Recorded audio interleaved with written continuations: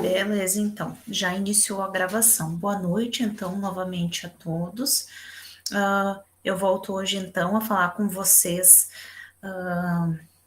através do Meet, né, nas nossas aulas síncronas, hoje, especialmente para falar sobre motivação, né, e aí no espaço ali anterior à gravação, eu perguntei se estava tudo ok com relação aos materiais, acesso de vídeos das aulas, né? Lembrei vocês para acompanharem os vídeos, né? Efetuarem as leituras que são propostas ali, principalmente quando elas são colocadas com antecedência.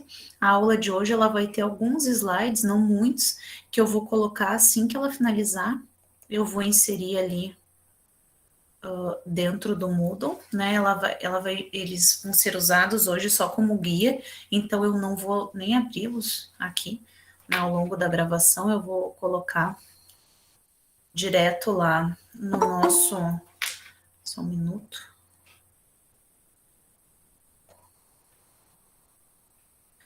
Aqui, quando vocês acessam pelo e-mail institucional, ele acessa direto, né? Você só tem problemas ou precisam de autorização quando não acessam direto, não é? Então,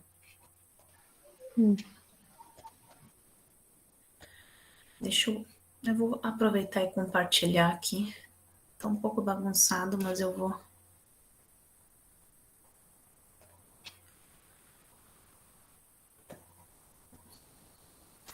compartilhar a tela para falar com vocês. Quando vocês quiserem falar, ou se vocês têm alguma pergunta, enfim, vocês podem tranquilamente compartilhar a tela inteira. Vocês podem levantar a mão ali embaixo e depois abrir o microfone, tá?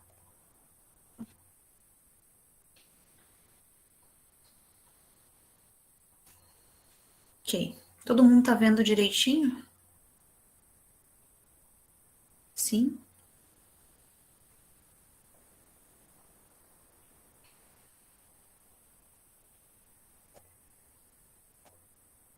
Vocês estão vendo, pessoal? Sim, agora sim. Então tá. Então, eu vou começar a aula recapitulando alguns conceitos das aulas anteriores, não é? Porque são questões, né, na verdade, que eu gostaria de trazer para vocês, perguntar. De acordo com o que a gente estudou, que vocês assistiram nos vídeos, né, o que vocês acham que é psicologia? O que é psicologia organizacional? O que a gestão de pessoas, então, tem a ver com esses estudos? E por que é que vocês acham que estão estudando? Porque eu perguntei isso lá na primeira aula, mas agora vocês já têm um embasamento um pouco diferente para tratar do assunto, porque, em tese, vocês já assistiram às aulas relacionadas ao conteúdo base, não é? Então, o que para vocês é psicologia? Acho que eu vou ter que tirar. Eu prefiro tirar e ver e falar, porque embora eu veja só ali as carinhas, eu acho mais fácil. Então, quem é que vai responder? Ou vocês preferem que eu chame?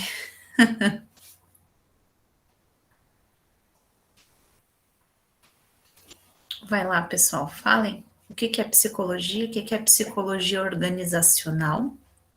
Vocês vão perceber que as aulas, principalmente essas de psicologia, eu dou textos e vocês vão ter que falar, né? Vão ter que abrir o microfone e dar a própria opinião relacionada ao assunto que vocês leram, que vocês estudaram, enfim.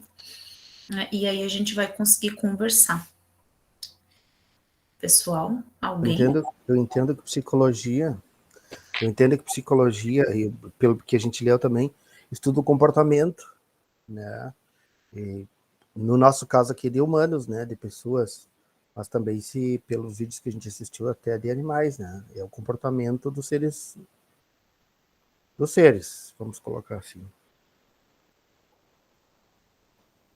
E por que é importante em qualquer... Ah, tá. Pode falar, Daniele.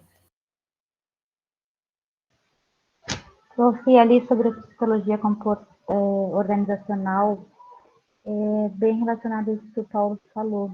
Só que eu não sei se foi a minha forma de interpretar, mas eu noto que essa organizacional ela é dentro, né, da área, com pessoas relacionadas a pessoas dentro da empresa. E como vai ser os seus, como é que eu posso dizer, comportamentos, né, entre individual, não em grupo. Foi uma forma que eu consegui interpretar. Vocês são a mesma pessoa no ambiente de trabalho? Vocês consideram que vocês atuam da mesma forma no ambiente de trabalho com que vocês atuam na vida social de vocês? Não, professora. Por que não? Trabalho Não. é um jeito e na vida social é outro. E por quê? O que muda? Porque no trabalho a gente tem cobranças, a gente trabalha mais tenso. Na vida social não, é diferente. Fora do trabalho é relaxante. O trabalho, ele exige mais da gente. Do que na vida social. Do que na vida social. Pode falar, Daniele. Eu acho que o trabalho Também exige mais uma postura, né? A postura da organização que tu está inserido. Depende da cultura, disse o Paulo. Daniele, pode falar. Vocês podem ir levantando a mãozinha, aí não eu fica... falei postura. Ah, postura, tá bem. Desculpa, professora, não é postura. Isso, postura da organização. Tá bem. A Daniele? Oi, Pro. Não, é como a Rose falou ali. Eu vou ir comentando conforme os colegas vão falando. Na verdade, conforme a Rose falou, eu também concordo com ela, mas eu acho assim que está ligado também à motivação, eu acho, a questão dentro da psicologia comportamental de cada indivíduo, né? Aí, então, eu acho que teria uma separação entre a vida, o social e dentro do trabalho, mas eu, no caso de exemplo, a mim, eu acho que não... Quando eu trabalhei em empresas, eu relacionava assim, não separava. Claro que no trabalho tem mais uma tensão, né? Mas não creio que seja tão diferente. Não sei outras exemplos, né? Eu falo por mim. Kathleen? A Kathleen levantou a mão? Sim, boa noite. Boa noite. Eu fiz alguns apontamentos sobre a psicologia organizacional, que a senhora apontou todos os períodos que teve, e aí, o que eu entendo disso? Que o mundo em si, ele foi tendo períodos, teve a industrialização, toda a parte, e as pessoas em si tiveram que se adequar ao ambiente de trabalho, que cada ambiente tem a sua cultura, cada organização tem suas regras e tudo. E para isso teve que também ter experiências, que foi todas essas experiências, para tentar compreender tanto o trabalho como o ser humano em si, para os dois fluírem junto. Não sei se está bem, foi o que eu tirei disso, mas... Na verdade, é isso mesmo, Kathleen. Assim, quando a gente fala lá, quando tem a aula que fala sobre, por exemplo, a evolução da gestão de pessoas que evolui junto com a psicologia organizacional. Embora a psicologia seja ciência bem anterior, lá de 1800, não é? Quando nasce o primeiro consultório psicológico, tá? Quando a Revolução Industrial aconteceu e a ciência administrativa surgiu como ciência, né? Só um pouquinho.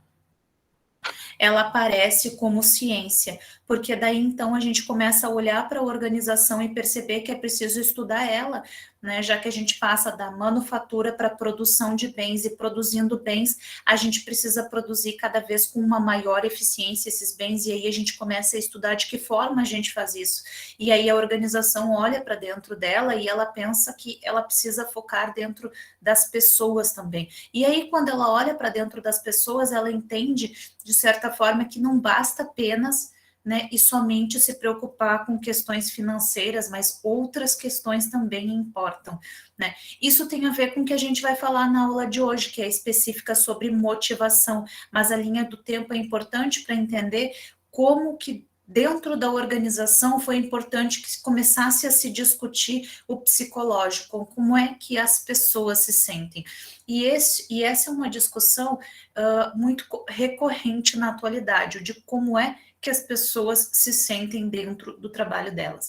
Eu sei que sempre tem, né, uma parte das pessoas que pensam, ela está trabalhando, devia ser suficiente estar trabalhando, né, ou ter um emprego, quando a gente mora num país que tem uma desigualdade tremenda e que a gente tem realmente muitas pessoas que estão em situação de desemprego. Mas agora sim, a gente vai pensar, né, quando a gente está estudando teoricamente, pelo menos, né, nas questões relacionadas às pessoas que têm emprego e no sentimento que elas têm dentro da empresa. Aí a gente teve ali duas posições, né? Agora eu não lembro quem foi que disse que é diferente como se posiciona dentro do trabalho e fora do trabalho, não é? Eu digo o seguinte, que como alguém que estuda gestão de pessoas, eu digo que a forma com que você se posiciona, sendo diferente ou sendo igual, diz muito do tipo de funcionário que você é e mais ainda do tipo de empresa que você está. Quanto mais você consegue ser você mesmo dentro da empresa ou dentro da organização que você atua, normalmente é porque você consegue encontrar aquele trabalho que é mais específico do tipo de pessoa que você é. Com relação ao meu trabalho, eu sou professora. Desde o início da pandemia, o estreitamento entre a minha vida pessoal e a minha vida profissional, ela ficou muito maior, né? Então, assim, por exemplo, agora eu dou aula para vocês aqui, né, na minha casa. Vocês estão dentro da minha casa.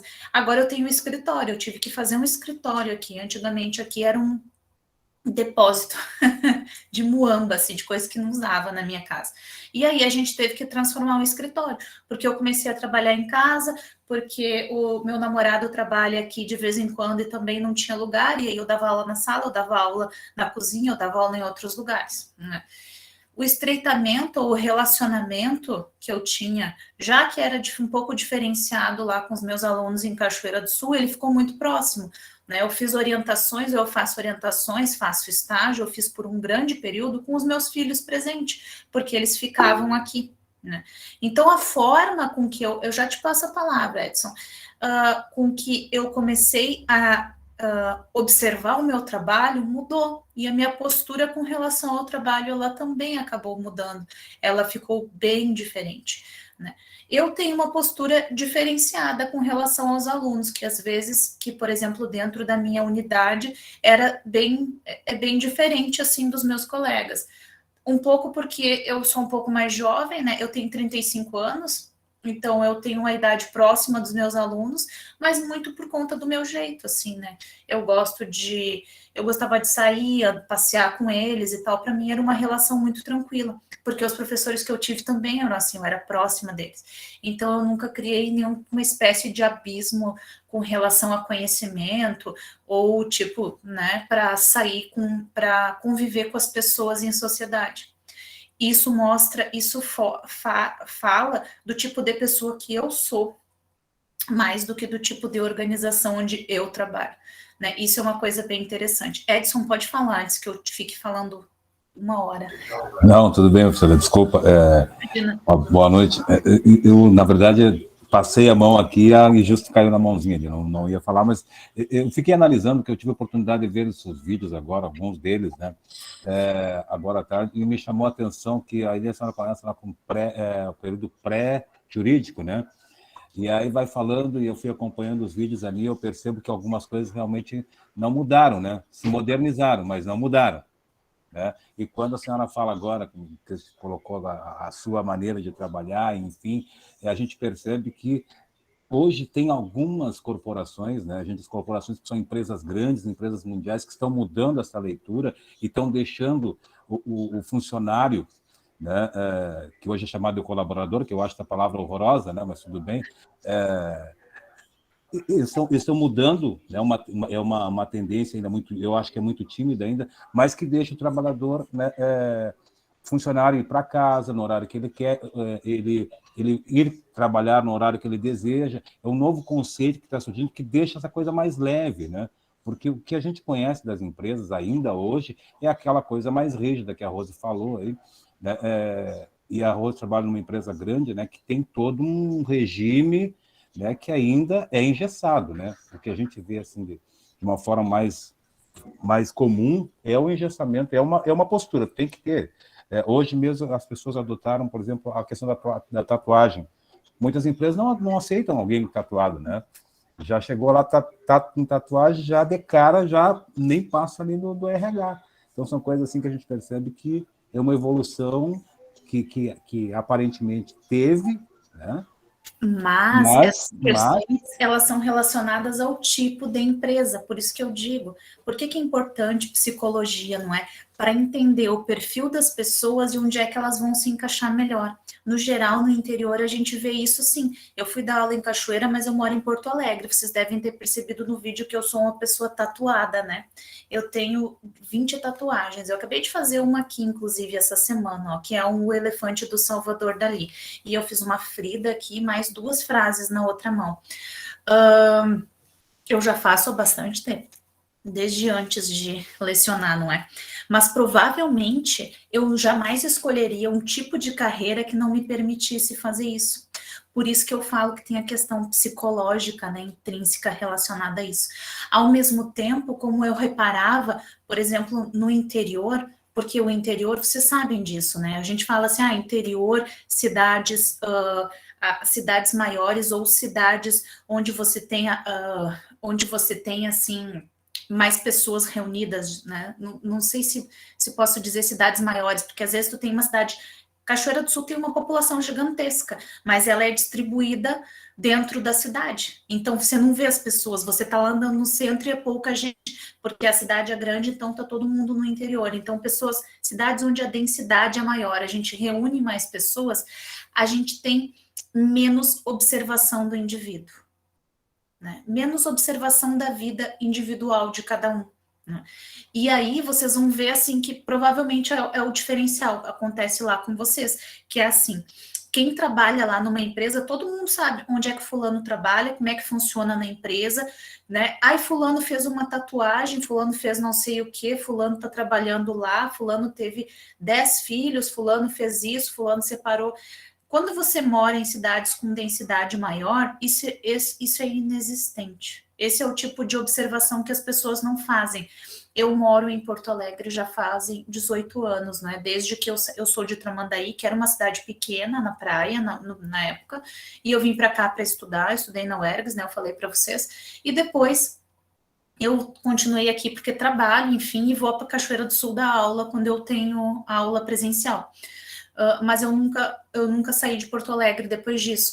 E eu fiquei bastante impactada quando eu voltei para a cidade e me dei conta do quanto é mais exigido psicologicamente o indivíduo nas cidades pequenas, porque ele é muito mais observado.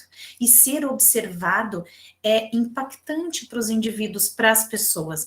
Por exemplo, quando você está assim numa cidade tipo a minha, em que eu moro aqui num condomínio na Zona Sul, são 90 lotes aqui no meu condomínio. O condomínio fechado tem 90 lotes. São 90 famílias.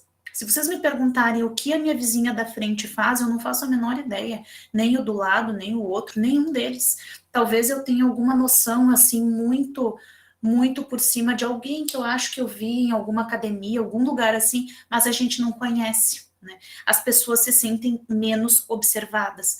Então, a sensação, mesmo que falsa, de um pouco mais de liberdade faz com que os indivíduos tenham um comportamento um pouco mais diferente. É por isso que, por exemplo, quando eu fui à Cachoeira do Sul dar aula, eu tinha um comportamento diferente dos meus colegas, porque eles já estavam...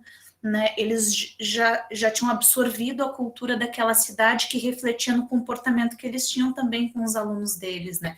E aí eles sabiam exatamente o que eles fariam ou não, o que podiam fazer e que pudesse gerar, sei lá, alguma insatisfação dentro da região, que é o tipo de preocupação que eu já não tenho, né? Porque eu costumo dizer que eu não ligo, né, para o que falam, enfim. Mas eu entendo o que o Edson fala, que é, por exemplo, se você está numa organização, uma empresa familiar, né? Se vocês quiserem saber, inclusive, mais sobre isso, depois eu posto mais vídeos que falam sobre essas questões, tá? Se você está numa empresa familiar, e normalmente empresas do interior, elas são familiares, a cultura da empresa é a cultura do sócio fundador, em 80, 90% dos casos.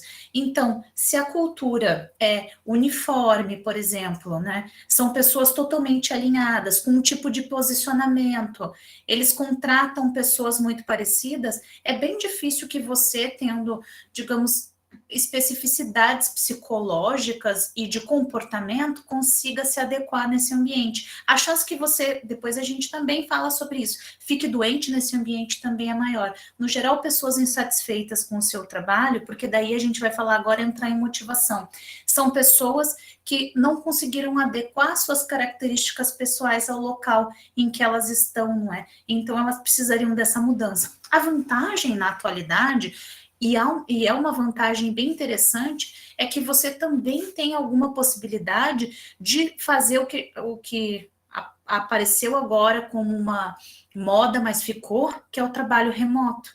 Tem muitas empresas, principalmente na área de tecnologia e inovação, que estão contratando remoto e continuarão com o trabalho remoto para sempre. E essas empresas, ao contrário do que vocês pensam, que só precisam de gente que programa, enfim, elas, na verdade, precisam de pessoas de várias áreas, né? De psicólogos, de administradores, de gente que atua em diversas áreas, porque elas têm demandas diferentes, né?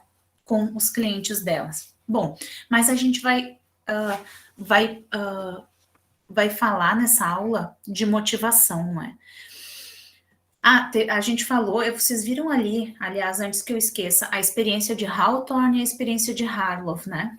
A experiência de Hawthorne e a experiência de Harlow, elas são bem interessantes e importantes para a gente falar sobre motivação, porque elas foram experiências, né, feitas para entender como é que motivação funciona. Quem é que aqui viu que pode contar um pouquinho para os colegas?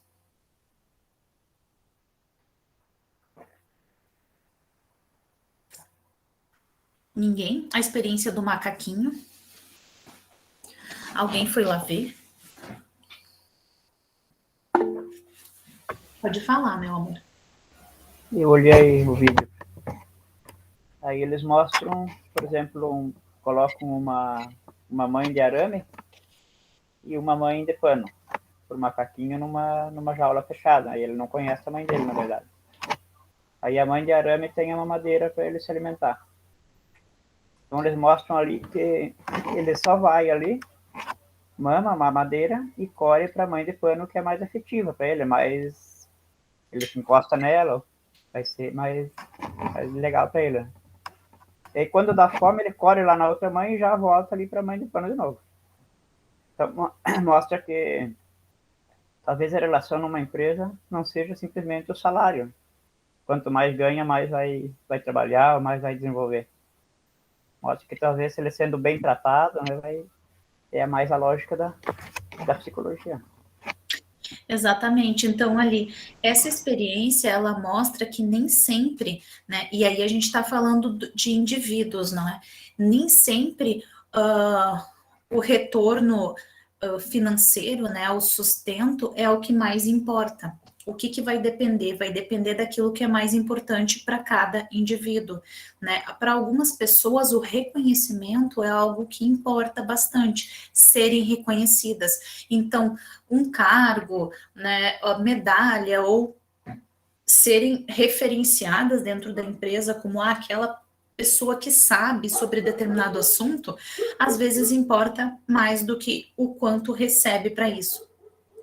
E eu digo às vezes, porque óbvio que isso depende de questões como o quanto você recebe, né? Porque você precisa receber o suficiente para manter as suas necessidades básicas e ter uma vida digna. Aí, a partir daí, dessa conversa de o quanto você recebe, é que você começa a pensar o que vale ou o que não vale a pena. Naquela ideia muito básica de o quanto vale a pena eu vender minha alma. Né? Então, eu vou mudar de empresa, eu vou para uma outra empresa, ou eu vou para um outro ambiente de trabalho em que isso aqui acontece, e eu, será que consigo conviver bem dentro deste ambiente de trabalho? Vou receber muito mais, mas eu tenho que cumprir com essa tarefa. O quanto eu consigo fazer isso? Tem um filme, aliás, Eu gosto bastante de indicar filmes, vocês vão perceber isso. Eu indiquei ali um RH que é difícil porque tem que baixar, né? Eu entendo isso. Mas eu vou ver se esse tá. Que é um filme, eu esqueci o nome dele, eu só lembro em inglês, Open There, que é Amor Sem Escalas, o nome do filme. Amor Sem Escalas é um filme do George Clooney até, que é de 2009, tá? E que fala um pouco sobre isso. Ele é um filme que eu uso bastante para a área de gestão de pessoas, aliás. Se vocês quiserem assistir num final de semana, vale bastante a pena, porque ele vai falar do quanto vale a pena a gente vender assim aquilo que a gente tem de mais importante, que é quem nós somos, em prol da nossa organização, em prol da organização que a gente trabalha, né? O quanto vale a pena mudar aquilo que nós somos. Coisas que são interessantes, assim, de tratar de psicologia a não ser que você tenha uma personalidade bem diferenciada, dificilmente você vai trabalhar numa organização e não vai mudar. Vou exemplificar. Pense em alguma organização que existe aí na cidade de vocês, né? Digamos, tem Sicredi aí? Sim. Sim.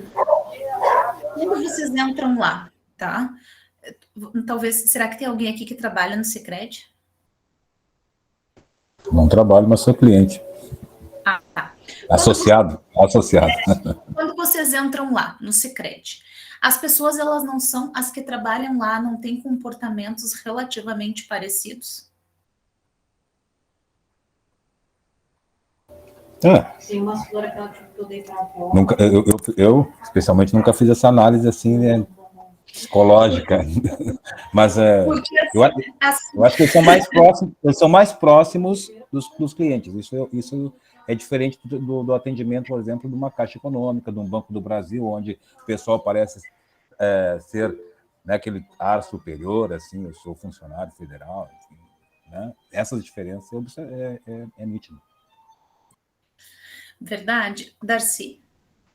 Eu sou associado também, mas assim, eu vejo diferença, assim, do comportamento no atendimento de uma pessoa e outra. Geralmente as que já têm um maior conhecimento com a gente tratam a gente diferente, mas talvez por conhecer melhor, né? Não, isso sim. Mas eu falo assim, ó, assim, as pessoas, né, que nos conhecem, elas nos tratam diferente, né? Isso é óbvio. Mas assim, eu falo do seguinte, por exemplo, assim, quando você entra, a Daniele, quer falar? Daniele, pode? Ou também a diferença por serem, no caso, como o Ed falou, uns bancos são concursados, outros são contratados, né? E para manter serviço tem que manter boas relações. Pode ser também? Mas ao contrário, pode ser, mas ao contrário do que vocês imaginam, né? Por exemplo, aqui em Porto Alegre, a gente tem bastante funcionários públicos, né? Mas funcionário público de banco, mesmo federal, estadual, enfim, eles também têm metas, né? Objetivos, enfim.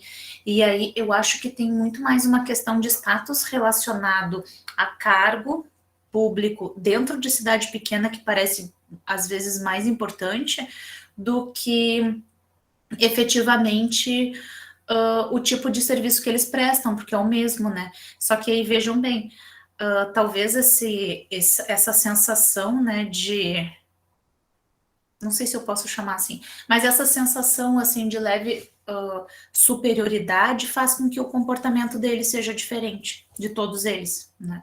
E eu não conheço a realidade daí, então eu não estou julgando, né? Eu tô me apropriando das falas de vocês para fazer uma análise. Mas o que eu quero dizer com as pessoas serem parecidas é que o ambiente de trabalho, ele acaba levemente deixando umas pessoas parecidas com as outras. Por quê? Porque elas convivem dentro daquele ambiente, né? Elas trocam informações diárias sobre o que elas fazem, né? Sobre como é a rotina delas, sobre dicas relacionadas a todas as questões que permeiam a vida. É por isso que eu, na minha opinião, né, e de alguns autores, eles entendem que sim, as pessoas vão adquirindo características parecidas, principalmente se elas trabalham ali há muito tempo. Então, quanto mais tempo elas ficam, mais tempo elas mudam psicologicamente e aderem à organização, né, se tornando mais parecidas, mais parecidas com a organização e menos com elas, com quem elas são. Então, as experiências, tanto a experiência de Hawthorne quanto a de Harlow, elas vão falar dessa importância da motivação e a importância, a de Hawthorne, a importância da participação na produção, e a de Harlow, que é a dos macaquinhos, a importância da segurança, né? Que são questões que permeiam a gestão de pessoas. Depois, não deixem de assistir os vídeos, aliás, isso é bem, eles são bem bacanas, são curtinhos, devem ter 5 ou 10 minutos, tá? Sobre motivação, eu passei um texto bem pequeno para começar, 5 páginas só, que fala sobre motivação. E aí, lá dentro do texto está escrito que a verdadeira motivação nasce das necessidades interiores e não de fatores externos. Portanto, o líder não pode motivar os liderados. Então, eu pergunto para vocês, o que motiva vocês no trabalho e na aula? O que motiva cada um de vocês? Aí vocês podem ou escrever ou abrir o microfone e falar. Eu acho que motiva por o que eu li no texto é o nosso sentimento interior, entende? O que a gente almeja tá fazendo, se a gente gosta da mesma faculdade. Eu adoro.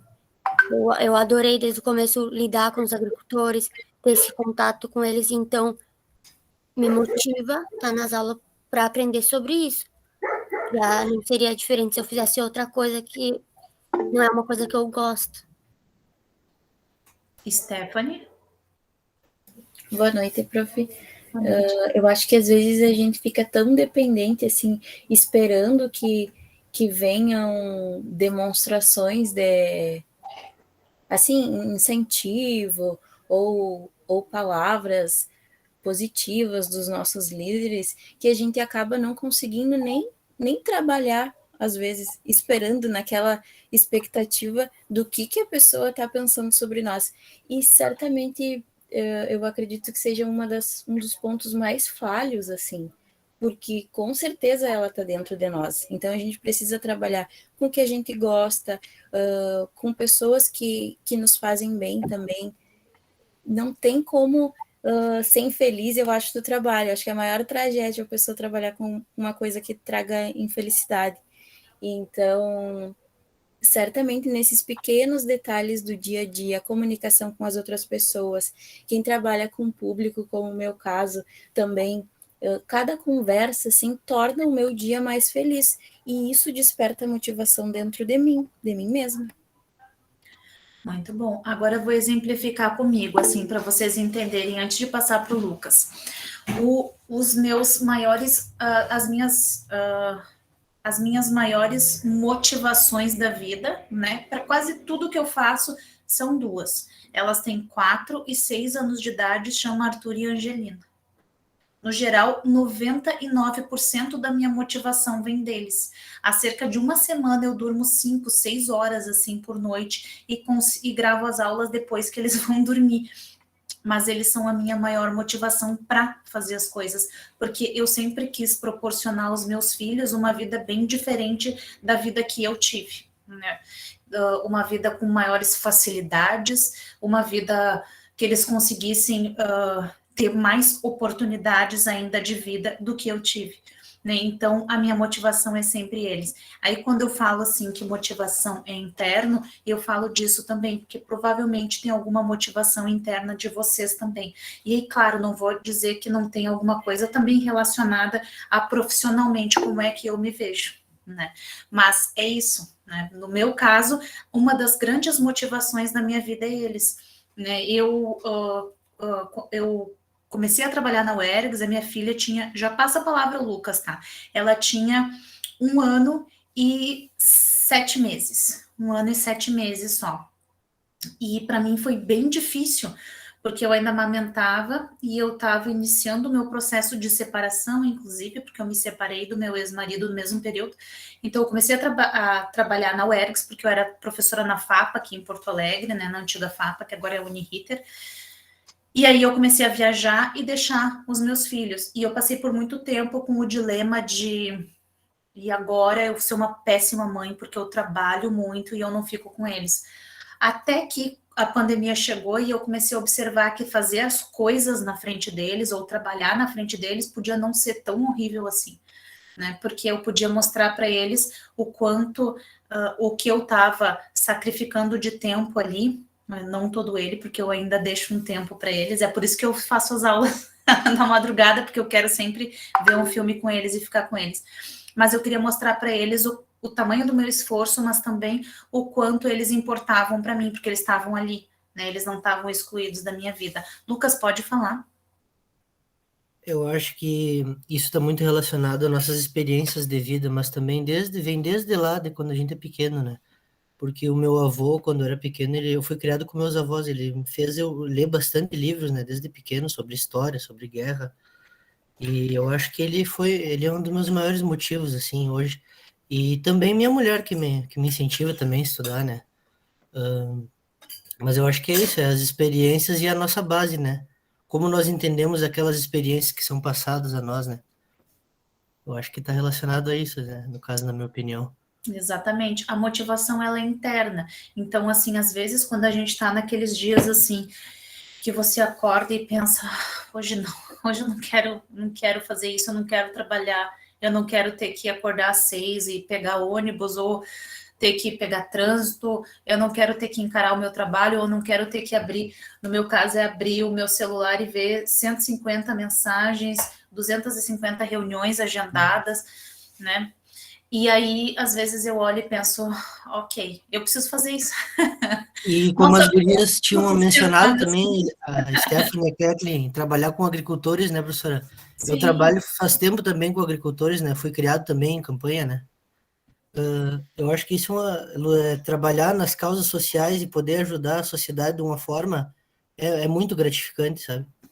É gratificante. Então, uma das coisas que motiva meu trabalho, além das minhas motivações internas, pessoais, é quando eu vejo que os meus alunos conseguem realizar o que quer que eles queiram da vida deles, seja eles, sei lá, trabalhar numa grande instituição financeira, abrir um microempreendimento individual deles, né, e ver crescer.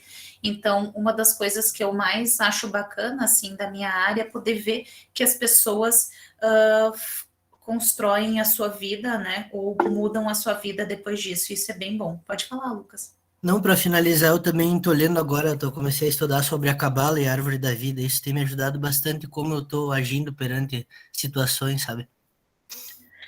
No meu dia a dia, no meu trabalho, no estudo, em tudo. Eu leio bastante, não é? Eu leio bastante mesmo. Então, tipo, ao longo desse ano, eu já fiz a leitura de uns... eu tenho ali, eu vou publicando, assim, lá no meu Instagram, se vocês acompanham, ou se vocês quiserem me adicionar, eu sou bem tranquila para isso. Mas eu acho que eu tô na 8ª leitura ou 9ª leitura desse ano. Eu leio bastante, assim. Aí, por exemplo, eu sigo bastante blogs de leitura, youtubers e tal. Tem um que chama Blog Livrada, que inclusive é lá de Curitiba, e ele tem um desafio, que são 10 livros, né? Eu não terminei de ler, eu tô no 4º livro só dele, porque eu tenho outros livros que vou lendo ao longo do tempo, mas eu faço um monte de leituras. Então, por exemplo, agora, neste momento, eu tô lendo, tem 2 livros diferentes que eu tô fazendo leitura, porque eu sempre faço leitura de 2. Um é um livro que chama Zero, que é sobre política, né? E o outro livro, que são os textos anarquistas do Bakunin, porque eu nunca li. Eu nunca tinha lido absolutamente nada relacionado a isso. E aí eu fui desafiada a ler para entender o que é. Né? E eu acho que assim como o Lucas lá busca conhecimento através da leitura, eu vou incentivar vocês, né, com pequenos trechos de livros e de artigos que são escritos baseado em uma carga de leitura grande, justamente que é para vocês pegarem o gosto por isso. Eu sou o tipo de pessoa que diria que a gente só consegue construir conhecimento com base em leitura e também, claro, com base na experiência de vida. Nunca deixo isso de lado. Ainda mais vocês devem ter clara noção disso, porque trabalham na área rural, não é?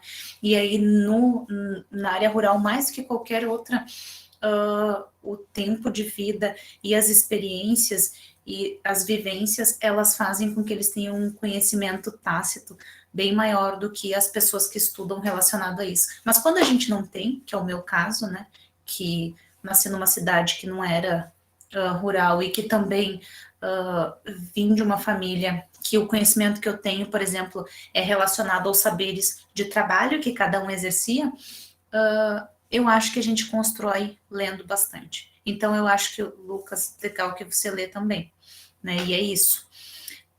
Continuando lá sobre motivação. Então, a partir do pressuposto de que a verdadeira motivação nasce da necessidade interior e não dos fatores externos, o líder, ele não pode motivar os liderados, ou seja, ninguém motiva ninguém.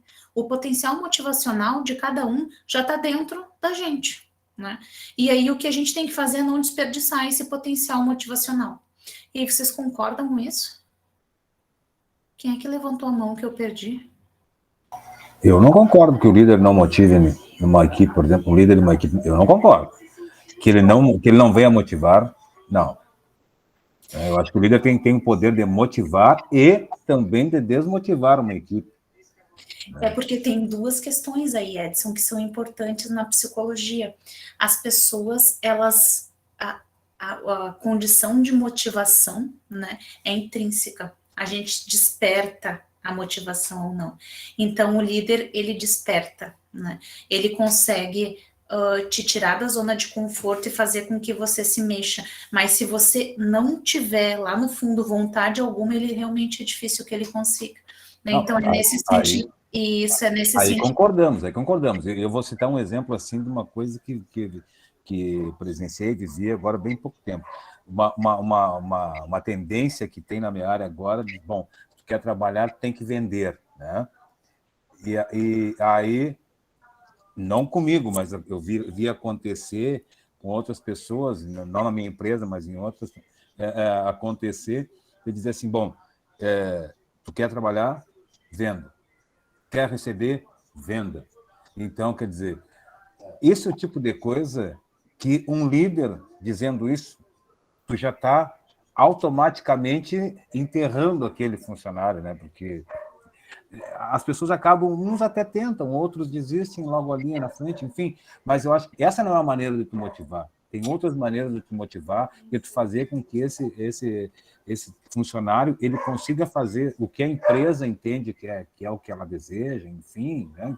Todo mundo vai ganhar, né? Claro que cada organização tem lá os seus motivos e as suas ambições, mas no meu caso especificamente, né, que se o funcionário vender, a empresa ganha e o funcionário ganha, então eu acho que tem maneiras, mas tu arrochar o trabalhador de uma maneira que ele ou é aquilo que a empresa propõe ou é nada, tá na contramão da motivação, muito pelo contrário.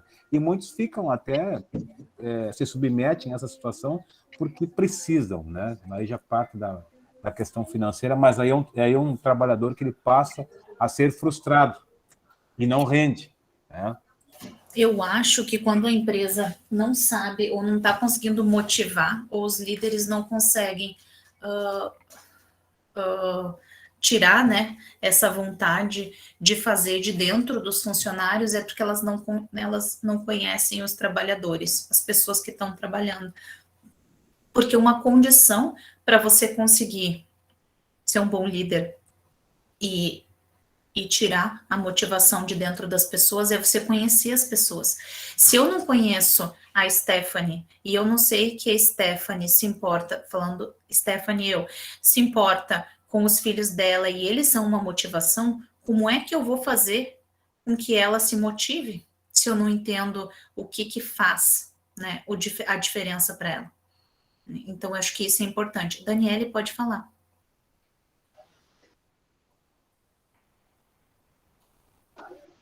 Eu acho que a questão também é de interior, assim, ela não é tão, como é que eu vou dizer, conceituada, assim. Ela é mais fechada.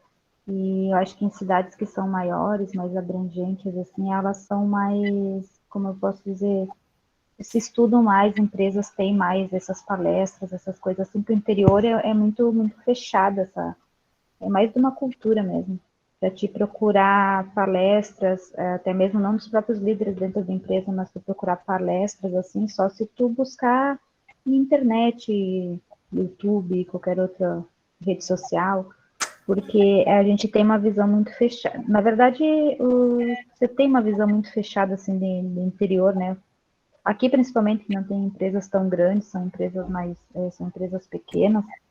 Então, aqui, pelo menos, o meu ponto de vista é esse. Mas aí você Claro, acha... relacionando, no caso, as falas dos colegas, né? E mais a que a senhora fala. Porque o exemplo que a senhora dá, ele é bem amplo, né? Eu acho que a senhora vive numa cidade grande, a senhora enxerga com certeza bem mais amplo as coisas. Aqui a senhora explicando para a gente, eu enxergo como que se isso não entrasse assim no interior, não tivesse espaço, assim, muito pela cultura daqui também e de outras cidades menores próximas aqui. Tá. Que você acha que a motivação ela é dada pela empresa nesse sentido? Não, eu digo que ela é pessoal. Mas é como você entrou em debate, no caso, a questão motivacional que venha do líder, no caso do líder dentro de uma empresa, né? No caso de uma gerência dentro de uma empresa ou algo assim, aqui a gente não tem muito esses exemplos. Ah, porque você diz que tem menos líderes nesse sentido? Isso. Ah, tá. Não, que são mais empresas comuns, assim, não são tão, a não ser privados, tipo bancos, que com certeza deve ter esse tipo de trabalho tá. e serviço com funcionários, né? Mas a minoria é menos do que a maioria das empresas que tem. Até para colaborar com a Dani, que eu acho que é isso que a Dani quer dizer, que eu percebo também, é que não tem pessoas com esse perfil de liderança. As pessoas vêm, assumem um cargo porque a empresa é da família, ou porque ele é amigo de alguém que indicou ele estava desempregado, ele veio para lá e assumiu a gerência, assumiu a chefia, assumiu o comando, mas não significa que ele esteja preparado para ser um líder. Ele ou vem, até mesmo funcionários de longo tempo, isso. Ou até mesmo funcionários de longo tempo de empresa que não tem a formação, não tem só tem mesmo a experiência do tempo de serviço, né? Entendi. Não, isso é verdade. E líder também é diferente de chefe. Aí eu vou dizer uma coisa assim que aconteceu bastante no tempo de pandemia, é que as lideranças, elas de certa forma, elas acabaram se extinguindo em muitas organizações, mesmo dentro das grandes cidades, porque as pessoas passaram... É muito difícil você indicar líderes quando você está trabalhando na tela, né? E quando você deixa de trabalhar pessoalmente em grandes organizações. Mas eu entendi o ponto de vocês, não é? Não tem uma liderança para motivar. E aí seria o papel da gestão de pessoas. E, no geral, nas pequenas empresas também não tem quem se indique como gestão de pessoas. Darcy, pode falar, e depois o Paulo. Ali onde o Edson tinha falado, professor, a questão, acho que em muitas empresas pequenas, geralmente, existe muito paternalismo. Por exemplo, o que está acima ali, ele escolhe quem ele quer ajudar e quem não quer. Ele dificulta as coisas para que ele sair para dar lugar para alguém mais alinhado com as ideias dele. Acho que isso ainda existe muito, né? Sim, exatamente. Tanto que a questão de sucessão familiar, ela é bem complexa, né? Eu sei, dentro dessas empresas, principalmente, porque as empresas, elas acabam criando uma cultura baseada nos proprietários, né? Que às vezes não pensam, não organizam sucessão, e é por isso que aí 2, 3 gerações, mais ou menos, é o período em que leva para as empresas completamente sumirem, né? Irem à falência, porque elas não conseguem se manter. Pode falar, Paulo César. Não, professora, e ali somando o que a Dani começou e o Edson falaram ali, porque é uma coisa confusa mesmo, porque se não existia essa liderança, esse perfil assim, porque imagina que cada funcionário, cada colaborador traz uma motivação diferente, né? E tu juntar todas essas cabeças aí, e tu canalizar para que utilizar que cada motivação dessas, porque a empresa, a gente sabe que ela quer o crescimento dela, ela quer vender, ou quer fazer serviço, e ela precisa do colaborador, né? Então, por isso que ela ela precisa ter uma política de, enfim, né, como sendo pequena ou grande, ela precisa ter. E quando não tem, como os colegas falaram, se torna complicado, porque aí junta eu com uma motivação, que talvez seja menor que a do outro, né? Enfim, aí cada um trabalha com um ritmo diferente, e às vezes a empresa sofre o colaborador e sofre a empresa também, porque não consegue atingir seus objetivos, né? Então, isso é bem complexo, é uma via de duas mãos. Ela vai e vem, porque a empresa tem uma motivação dentro dela, que com certeza é trabalhar, é ganhar, é lucrar, né? Essa é a motivação maior, que eu creio que seja, né? E tu conciliar essas várias motivações que tem em cada cabecinha ali, se não tem uma liderança, se não tem uma política, né, que entenda também, que não só chega e impõe, ela tem que colocar o dela, mas também, como a senhora falou bem ali, ela tem que também canalizar essas motivações que vêm em cada um e tentar transformar a favor dela, né? Isso, criar trabalho a partir da motivação. Acho que o grande problema, né, disso é como, isso aí que o Paulo falou, é como canalizar essa motivação para produzir, né, seja serviços ou seja produtos. Como é que tu faz? Como é que tu motiva as pessoas a trabalhar mais, né? Ou enfim, atingir maiores metas, né? Usando a motivação interna de cada um, e principalmente como é que tu faz isso quando tu não tem líderes, tu tem chefe. Porque é bem diferente quando você recebe uma motivação ou você é colocado para trabalhar dentro de uma organização em que a motivação, de certa forma, vai respingar em você, né? Porque aí, como a empresa te conhece, ela vai dizer, atendendo as metas, vou exemplificar assim de forma muito simples, atendendo as metas na sexta-feira, né, na sexta-feira a empresa vai pagar uma rodada de cerveja para todo mundo lá no bar. Tá aí uma motivação que eles sabem que algumas pessoas iam gostar bastante, que é tranquila, custo é baixo para a empresa e tal. E aí outra motivação que seria quem atingir a meta vai ganhar um percentual aí de aumento de salário relacionado ao atingimento da meta. Aí eles sabem que tais pessoas ali provavelmente vão atingir porque querem esse percentual.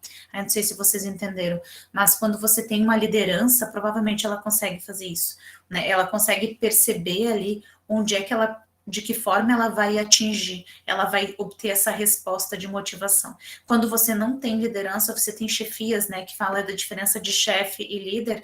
Quando você tem chefias, normalmente eles não conseguem fazer isso, então eles vão agir ou na ameaça, né, normalmente na ameaça se você não fizer, bom, tem uma fila de gente querendo trabalhar aqui no teu lugar. No geral, isso só desmotiva mais, né, quando você recebe ameaça ou quando você está trabalhando no limite ali, porque você não está conseguindo e a empresa não consegue entender o motivo de você não estar conseguindo render e ela continua te sobrecarregando de trabalho, não é?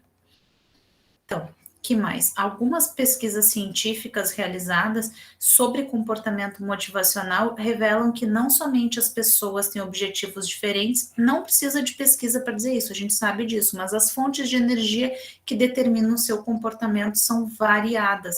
Sim, é muito difícil, né, a gente saber exatamente qual é o melhor momento para cada pessoa, né?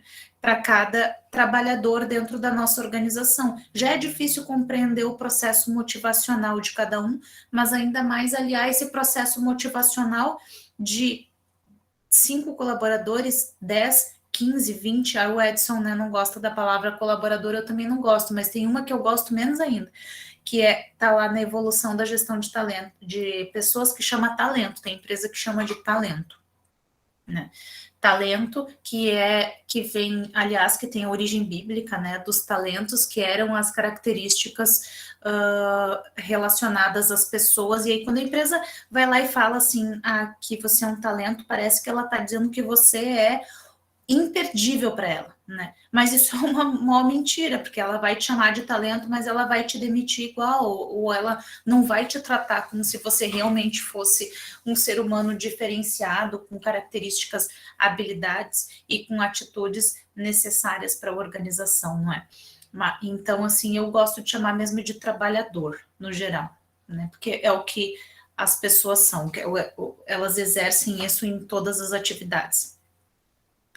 Então, Alice diz o seguinte, que é muito difícil você determinar, e que em tempos turbulentos, e aí a gente tem agora várias mudanças que acabaram acontecendo, o mundo ele acaba também tendo um desafio, né, de dominar essas mudanças, e além de dominar essas mudanças, de conseguir propor desafios e motivar as pessoas. Aí vem uma das questões, desafios e motivação, né? Porque quando a gente está falando de motivação, a gente está inserindo... Colega Rose está sem conexão. Tá, não tem problema, porque eu gravo, viu? Aí depois ela assiste, tá? Darcy, pode falar. Eu tenho uma pergunta. As empresas que estão dando participação nos lucros, elas não estão relativamente tendo melhor desempenho? As empresas que dão participação dos lucros têm maior desempenho. Então, depende das empresas, né? Depende do tipo de empresa. Mas sim, essa é uma afirmação que a gente pode dizer que a maior parte, eu diria o seguinte, que a maior parte das empresas que dão participação nos lucros, elas têm um aumento significante de rendimento. Isso porque, claro, se você está trabalhando e está dividindo o lucro com a empresa, você está recebendo mais, você trabalha mais motivado, porque você sabe que quanto mais você trabalha, mais você recebe, não é? Então, sim, é uma afirmação positiva essa, Darcy. Eu não sei os números, mas até dá para a gente pesquisar. E a gente verifica isso facilmente em grandes empresas, principalmente, que fazem isso, tá?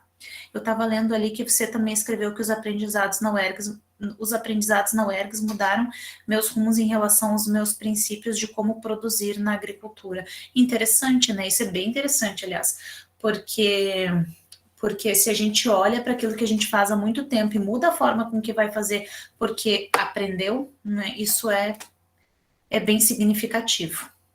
Eu espero que eu tenha conseguido te responder, Darcy.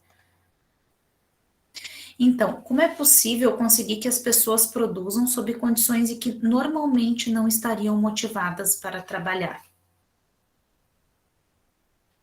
Porque aí vem uma outra questão, que é, nem sempre a gente está motivado para trabalhar, mas sempre a gente precisa produzir. Como é que a gente lida, né, pensando na psicologia organizacional, em fazer com que as pessoas trabalhem e produzam, seja bens ou serviços, né? Mesmo elas não estando motivadas. Qual é a opinião de vocês com relação a isso? Eu considero que a pessoa que não está motivada, e aí não é um motivo porque teve um problema familiar e é uma coisa pontual, né? É um estar desmotivado porque ele está em desacordo com a empresa, está, né, está trabalhando contrariado, né? Se é essa desmotivação, eu acho que não tem uma forma de que faça o trabalhador render, né? Ele vai estar o corpo presente, mas a cabeça está em outro lugar, ele está desmotivado, não vai render. Muito pelo contrário. Eu vivi algumas situações, não eu, mas eu tenho colegas que estavam totalmente contrariados, desmotivados, e que aí começou a quebrar equipamentos. De uma hora para outra, equipamentos novos começaram a quebrar. Eu sempre digo que o empregador, se ele for inteligente, ele acolhe o trabalhador, né? E aí não é a questão de ser paternalista, como disse o Darcy, que é verdade, né? As empresas que têm esse pensamento, uma coisa mais paterna, não é por aí. Mas tem que acolher, tem que ter o trabalhador do teu lado para evitar esse tipo de coisa. E aí não. A gente observa muito aqui essa coisa da pressão e vai, porque senão tem uma fila, como a senhora disse, tem uma fila aqui querendo a tua vaga, ou seja, faz com que aquele trabalhador fique pensando que ele é mais um, e que, entre aspas, eu concordo, ele é um número. O trabalhador que acha que o patrão é amigo dele, né, e que vai convidar ele para ir passear de lancha no verão, na Bahia, ele está enganado, né? Não é assim, ele tem que se portar como profissional, fazer a parte dele, né?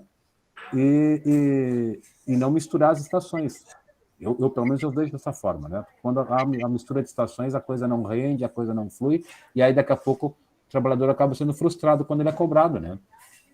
Quando ele é cobrado, ele não pode misturar a estação. E quando ele tá assim, com essa desmotivado, não, dificilmente ele vai render. Eu acho que aí é aquele momento que tu tem que ter dignidade e dizer, bom, para mim, fechou um ciclo, vamos iniciar outro, seja em outra empresa ou em outro mercado de trabalho, enfim, mas é o momento de fechar ciclo. Acho que sim, eu acho que faz sentido isso que o Edson disse. É difícil você motivar uma pessoa que está totalmente desmotivada. E aí eu não estou falando também aí de questões, né, relacionadas a doenças mentais. Às vezes a pessoa está realmente com algum problema e aí ela precisa de um afastamento que é para tratar, né, da saúde, inclusive decidir, porque trabalho também adoece, né, e a gente vai ver isso logo adiante. Trabalho também adoece e ela precisa de um tempo, às vezes um espaço para decidir se ela continua, né, naquele trabalho, se ela realmente precisa de um novo local, né, ela precisa de uma mudança de ambiente de trabalho, porque aquele ambiente de trabalho não é para ela, o que leva, de novo, àquela afirmação que eu fiz lá no início da aula, quando eu disse que é importante que a gente se conheça, né, a gente conheça quem nós somos e verifique se a gente trabalha onde a gente é feliz, né, porque quando a gente trabalha em algum lugar que oprime as nossas características fundamentais ou quem nós somos, e a gente não consegue ser a gente mesmo, e a gente não consegue ter momentos de felicidade no nosso trabalho, é mais difícil realmente cumprir ele, e aí a motivação vai baixando ao longo do tempo, até chegar a um ponto que você simplesmente não aguenta mais, ou não quer mais efetuar aquele trabalho, não é? Então, o indivíduo engajado numa atividade que para ele faz sentido, espera ser recompensado quando percebe que está fazendo jus ao prazer ou uma reputação positiva. O que isso significa? Que a pessoa às vezes precisa do reconhecimento, né? Independência ou acesso a alguma coisa melhor. E isso é diretamente ligado ao potencial criativo. Esse tipo de necessidade possui uma vida própria no interior de cada um, ou seja, as pessoas tem, eu vou deixar o Lucas falar, pode falar, Lucas. Não, tranquilo, professor, o que eu vejo assim na minha empresa também, que, por exemplo, assim, ó, tem bastante pessoas que não são daqui da região, eu trabalho aqui em Garibaldi, na empresa Petrolongo, tipo, você junta mais para trabalhar eu e os outros trabalhadores que são de Quaraí, outros que é de Rosário, tipo, e quem é daqui geralmente fica mais próximo quem é daqui, o pessoal que é daí dessa região se junta, sabe? É uma coisa que... E quando a gente não tá junto, parece que rende menos o serviço, me entende? Parece que a gente se identifica com as outras pessoas, sabe? Que são mais próximas da gente. Não que eu me dou com bastante gente, eu me dou com gente de tudo que é lugar, mas a gente procura se aproximar de pessoas que já têm alguns hábitos ou costumes parecidos com os nossos. Creio eu, né? Tem um livro que chama Juntos, do Richard Sennett. E esse livro fala juntos os rituais, os prazeres e as políticas de cooperação. E esse livro, ele explica exatamente isso, de por que a gente, dentro dos ambientes de trabalho, coopera com pessoas que são próximas ou parecidas com a gente, e às vezes essa aproximação ela é geográfica, quando pessoas de uma certa região têm um comportamento. Por exemplo, aí eu já deixo, Yannisen, né, eu já deixo você falar só um minutinho, mas, por exemplo, eu, a princípio, me sentia levemente excluída, assim, dentro do conjunto de professores, enfim, porque eu era muito diferente, assim, eu me sentia realmente muito diferente deles no início, né? E não é só as questões de a forma com que você fala, mas o jeito com que você age, né? As coisas que você diz, os pensamentos que você tem. Por quê? Porque onde a gente vive diz muito de como é que é o nosso comportamento. A gente acaba sendo parecido com as pessoas, né, na região que a gente está. E isso, às vezes, é muito forte, dependendo da região. Então, faz sentido isso também que o Lucas falou, de ter um comportamento ou se sentir melhor, e aí se sentir mais motivado, e aí render mais, porque a gente está trabalhando perto ou com pessoas que a gente tem uma maior afinidade, não é? E isso sim é importante. Por exemplo, se você está trabalhando numa equipe, aí, quando eu falo de equipe, às vezes não precisa ser assim, uma empresa que tem equipe, mas qualquer equipe, né? Lá eu falo do nosso grupo de professores da administração da UERGS de Cachoeira do Sul, a gente chama de equipe, né? A nossa equipe são 5 professores e a gente tem uma aproximação muito boa, assim, a gente consegue trocar ideias, conversar, fazer projetos e consegue render. Então, quando alguém me fala assim, tu não pensa em ir para outro lugar, tu não quer fazer um concurso e ir trabalhar em outro lugar e tal, e aí, por exemplo, tem uma amiga minha que é professora na Unila, né, que é lá em Foz do Iguaçu, e aí eu fui lá fazer a seleção para um outro curso da Unila, que não é de administração, que é de administração, e depois abriu vaga também para o curso dela. E aí, várias vezes ela disse, tu não quer tentar, né, tu não quer fazer o concurso para trabalhar na Unila, fora ser em Foz do Iguaçu, eu acho Foz do Iguaçu uma cidade bem bacana, assim, e tal. Mas eu fiquei pensando, mas a minha equipe de trabalho é boa, eu gosto de trabalhar ali. Então, são fatores que você leva em consideração na hora de decidir, né? E aí eu pensei, não quero fazer agora não é o momento, porque agora para mim, profissionalmente, lá é muito bom, eu consigo render bastante, é um trabalho que eu gosto, não é um trabalho que me massacra, digamos assim, então eu vou continuar lá. Aí vocês entendem, a equipe às vezes faz com que a gente continue trabalhando onde a gente está. Então, sim, ela é bem importante e ela ajuda a motivar também. Eu vou até escrever aqui para você o nome do autor, ele chama Richard Sennett. O Richard Sennett é um autor da área Juntos, é Os Prazeres da Cooperação, o nome do livro é Juntos. E aí você vai, acho que você vai gostar da leitura, vai apreciar ela, é um livro clássico da administração, mas fala sobre cooperação, né, da importância de cooperar e do quanto a gente motiva pessoas cooperando. Então, o desejo de trabalhar, ele passa a representar uma necessidade de ordem afetiva quando você realmente está cooperando, de ordem afetiva continuadamente, alimentada, então, por valores que representam ou que são compartilhados, né, pelas pessoas que estão trabalhando.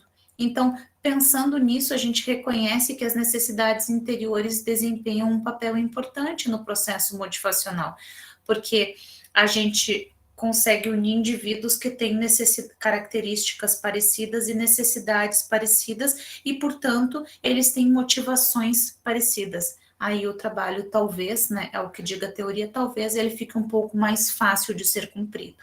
E administrar esse potencial interior é que é difícil, uma vez que essas necessidades, então, às vezes podem estar dormentes dentro do indivíduo, no sentido de que nem as pessoas sabem exatamente o que está motivando elas. Aí realmente é difícil para o administrador, né, ou para o chefe, ou para o líder fazer ou cumprir o papel de dizer, de motivar, né, de auxiliar na motivação.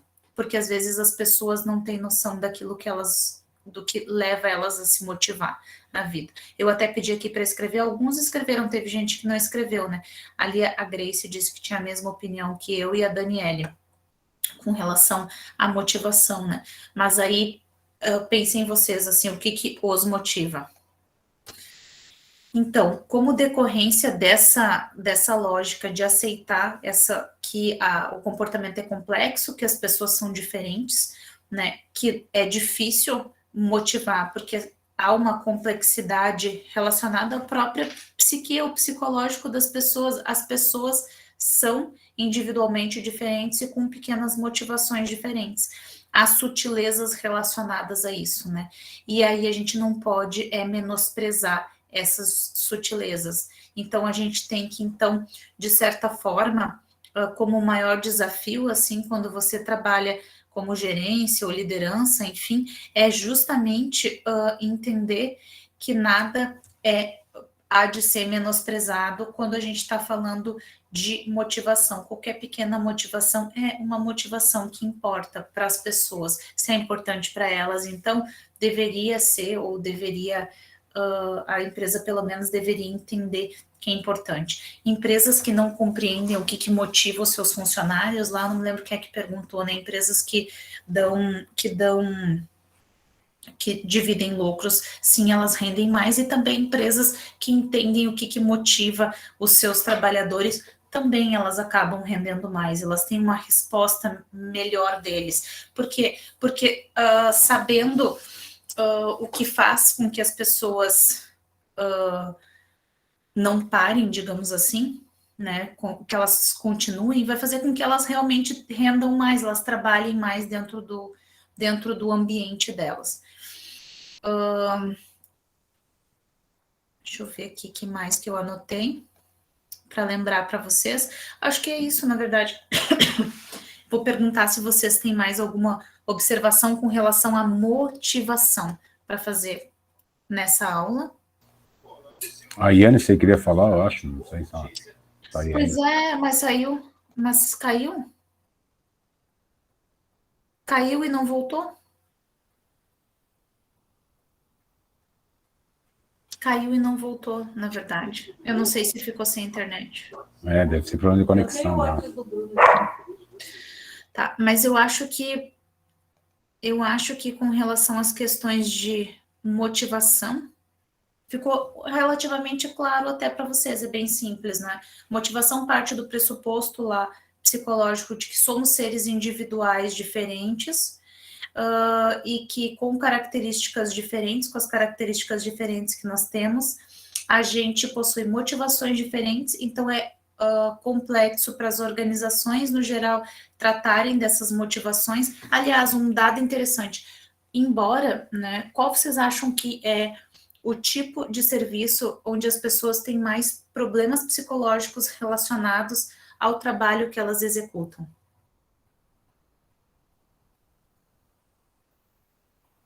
Eu acho que frigorífico é um dos exemplos. Frigorífico. Por que você acha isso, Darcy? Foi o Lucas que falou, mas eu também ia falar isso. Eu não vi, Lucas. Por que você acha? Porque eu assisti um documentário chamado Carne e Osso. E ele promove exatamente aquele vídeo que nós assistimos ali do Chaplin, seria? O sistema fordista. A pessoa se acostuma, só faz uma coisa e sai muita gente lá com 15, 16 anos de serviço e sai com deficiência nas mãos, sai psicologicamente abatido por sair de lá com problemas e muitas vezes não conseguir nem se aposentar, no caso. Então, a resposta, na verdade, seria que todo trabalho e que continuadamente é muito parecido ao longo do tempo faz com que as pessoas adoeçam, a não ser que elas criem formas de lidar com isso. E aí, assim, entram vários tipos de trabalho. Dentro do serviço público, isso é muito comum. Por quê? Porque as pessoas ingressam num cargo público e, às vezes, elas passam 40 anos dentro daquele cargo, fazendo exatamente a mesma coisa, né? E, às vezes o trabalho, ele é manual, às vezes ele é intelectual, mas é exatamente a mesma coisa. Ele não faz com que nenhum tipo de potencial criativo para fazer as coisas diferentes possa surgir. Outro trabalho também, que é bem parecido, é dentro das fábricas, né? Fábricas de carro, montadora principalmente. É um outro trabalho em que as pessoas se especializam e elas cumprem tarefas parecidas ao longo de muito, muito tempo. E isso também faz com que as pessoas fiquem não só desmotivadas, assim, mas tenham vários problemas de saúde física e mental relacionadas ao trabalho que elas executam. E aí, obviamente, são menos motivadas por isso, porque imagina que você entra num trabalho e em seguida você sabe de toda a história, porque 20 pessoas, né, aconteceu isso, não aguentaram, ou se afastaram, enfim, isso desmotiva de cara. Pode falar, Edson. Então, só indo nessa linha do que a senhora está dizendo, né, seriam os trabalhos que são engessados, né? Por exemplo, na fábrica tu não tem o que fazer.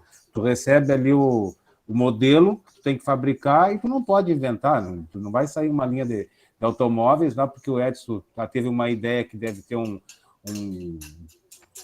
algo diferente, mudar a dinâmica, enfim, não pode. O serviço público é a mesma coisa, né? Que é uma coisa extremamente rígida, né? Em função de que tem leis, tem toda uma metodologia que precisa ser respeitada. Então, quer dizer, todo setor onde tu não pode inovar, que tu não pode colocar a tua criatividade a serviço do que tu está fazendo, vai ter causar transtornos ao longo do tempo, né?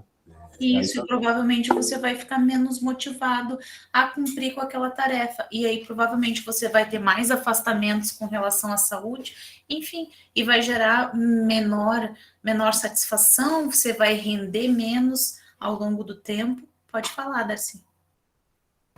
Assim, professor, tipo nos frigoríficos e, por exemplo, nas fábricas que o Edson citou, poderia ter um sistema de rodízio nas tarefas, né, nos setores, que aí mudaria um pouco a situação. E eu tenho uma outra pergunta, professor, mais para talvez para o final me responder. A questão das empresas que praticam autogestão, elas têm um maior, né, que eu digo maior, o que nós estamos discutindo mesmo? Rendimento, você quer dizer assim? Motivação? Motivação. Então, autogestão é uma questão bem complicada, né? Tem poucas empresas, pelo percentual total de empresas que fazem autogestão, mas no geral a gente verifica isso em algumas cooperativas, alguns sistemas assim. Aí depende do fim a que elas se destinam, assim, o que elas estão produzindo, bens ou serviços, né?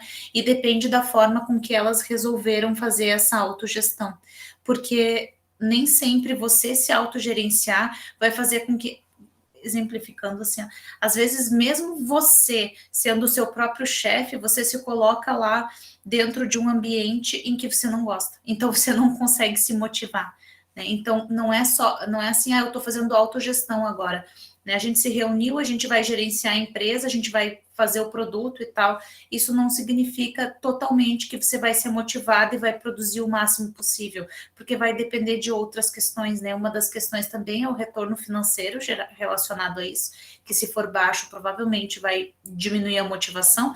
Óbvio, acho que um dos primeiros fatores é esse, né? Que é como eu falei, se você ganha pouco, né? E você tá lá com problemas muito sérios relacionados a isso, é muito mais difícil você ficar motivado por fazer qualquer coisa, não é? Eu tinha um professor, por exemplo, né, fugindo um pouco do assunto, que era de economia, era um professor de economia e meio ambiente, lá da URGS, da Escola de Economia, e ele falava o seguinte, ele já está aposentado há alguns anos, ele falava isso há 15, 20 anos atrás, ele falava o seguinte, que era muito difícil para ele entrar ali numa vila em Porto Alegre e falar assim, vocês precisam separar o lixo, vocês precisam ter lixos para orgânico e lixo reciclável em lata, bababá, que era um dos estudos que ele fazia.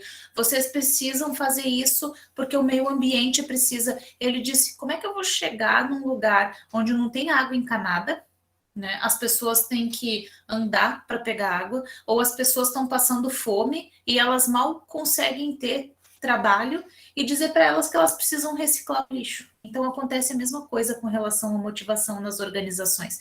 A gente primeiro tem que obrigatoriamente sanar as necessidades básicas dos indivíduos, e depois disso aí sim a gente pode começar a falar de motivação, né? E começar a tentar motivar as pessoas. E eu acho que isso é uma questão básica, assim.